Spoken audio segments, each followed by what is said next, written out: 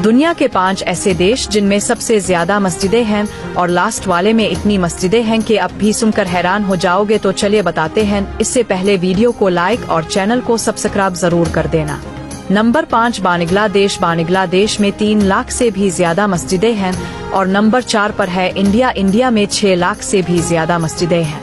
Number 3 Pakistan. Pakistan में 3,10,000 मस्जिदें हैं। नंबर 2 सऊदी अरब। सऊदी अरब में 3,20,000 मस्जिदें हैं। Number 1 Indonesia. इंडोनेशिया में 8 लाख मस्जिदें हैं। वीडियो को शेयर जरूर कर देना।